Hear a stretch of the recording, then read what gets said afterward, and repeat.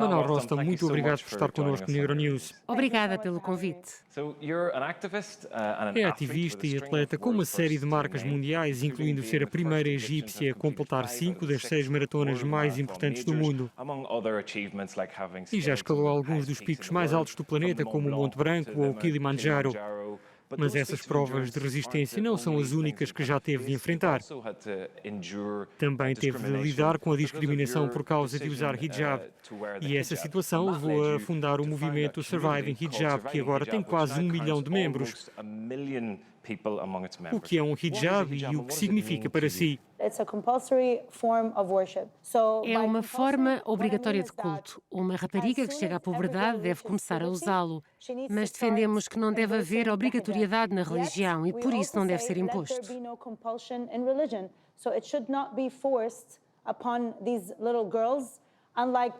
Ao contrário da crença popular, quer seja por razões culturais ou sociais, por vezes os pais em algumas zonas do mundo forçam o uso do hijab. E essa imposição criou a ideia de que as mulheres que usam o hijab são oprimidas. Eu nunca fui forçada. Eu e muitas mulheres que conheço. Sou egípcia, nascida e criada no Kuwait, cresci numa escola britânica, fui aquilo que chamam de crianças com 3 culturas, sempre com esta crise de identidade. És egípcia, do Ocidente, do Kuwait, és de onde? Cresci com esta ideia e com os estereótipos sobre as mulheres muçulmanas. Se ela está tapada ou se usa o hijab, deve ser inacessível, inculta ou aborrecida. E eu cresci a odiar o véu. Comecei a usar o hijab no dia 7 de abril de 2001, chocou toda a gente. Fui ter com o meu pai e contei-lhe a minha decisão. E ele ficou surpreendido como os outros. Muito. E não concordava com a minha decisão. Por que é que não concordava? Ele dizia, como é que vais praticar desporto? Como é que vais correr? Aos 21 anos não tinha ninguém que se parecesse comigo e que fizesse loucuras. Cheguei a uma espécie de ponto de ruptura em 2014, quando quis tirar o hijab. Mas por causa de todas as histórias sobre proibição de burquinis nas piscinas ou uso de véu se fôssemos ver um jogo de futebol com um grupo de amigos, senti que já não queria tirar. Senti que a sociedade estava a impor a minha identidade porque me proibia de entrar ali e aqui e proibia outras mulheres. Apercebi-me de que não queria ir com a corrente. E tive esta ideia de criar uma comunidade, uma plataforma no Facebook, um grupo com o nome Surviving Hijab. Começou por ser um grupo fechado, com 80 raparigas. Disse que falava do coração, a introdução ainda lá está. Dizia coisas, por exemplo, olá meninas, hoje em dia toda a gente irá ao hijab por causa da pressão da sociedade. E para aqueles que decidiram, sem pressões da sociedade, que já não o querem usar, qual é a sua mensagem? Tirar o hijab pode significar uma mudança interior, como se sentíssemos que já não nos identifica, que já não nos relacionamos com ele. Uma rapariga que não usa véu, mas faz boas ações, pode estar numa posição mais elevada para Deus do que eu. Portanto, não me cabe a mim julgar.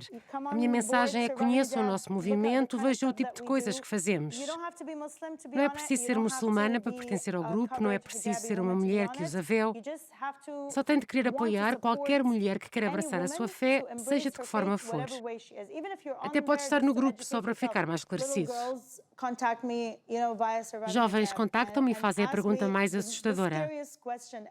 Tenho 19, tenho 17 anos, sou campeã de basquetebol, fui chamada para as finais, mas eles não me deixam jogar porque uso hijab. Devo tirá-lo ou desistir do desporto? E o que responde? O que digo é que é preciso continuar a lutar pelo direito de jogar com o hijab. Não lhes digo para desistir. Não lhes digo para desistir porque qualquer uma das soluções não é a solução. Chamar a atenção. Estou apenas a tentar mudar a percepção do mundo sobre quem é uma mulher com hijab. E grande parte dessa missão foi a colaboração com a Nike. Sim. Como é que aconteceu?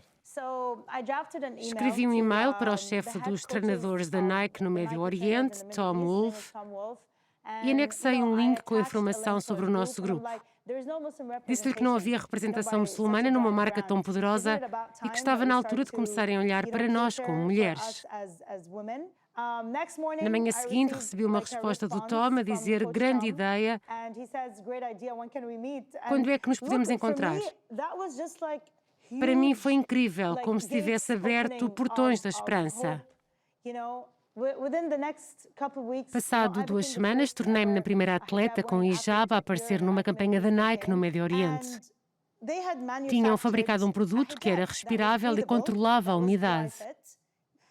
E eu ia ser a cara desse produto no mundo e não apenas no Médio Oriente. Na Bélgica, vimos recentemente que o hijab foi banido em certas universidades. Houve protestos e a criação de um movimento lá. As mulheres que usam hijab respondem: a Bélgica diz, se usar o véu não pode entrar na nossa universidade. Para mim não faz qualquer sentido. As mulheres devem ter direito à educação, qualquer que seja a sua fé. Ainda há falta de educação sobre o que é o hijab. Não é um símbolo, é um código de vestuário. É claro que há oposição e enfrenta um grande retrocesso desde que este ativismo começou. Qual é a crítica e como é que responde? Da comunidade muçulmana, tenho o grupo Manal não nos representa. Manal é o código de vestuário da Manal, que nem sequer é islâmico. Está a arruinar a imagem das mulheres muçulmanas em todo o mundo. Está a fazer tudo isto pela fama. E depois tenho os críticos do Ocidente que dizem que o hijab é um sinal de opressão e que eu apoio a opressão das mulheres. É exatamente por isso que eu penso que é preciso muito mais educação. O hijab não é opressão, a sociedade está a oprimir-nos, proibindo-nos. Não está a fazer os trabalhos de casa para saber o que significa, porque é que usamos, como é que o usamos, por que razão devemos ser autorizadas a usá-lo. Quero terminar falando um pouco mais sobre o movimento Surviving Hijab.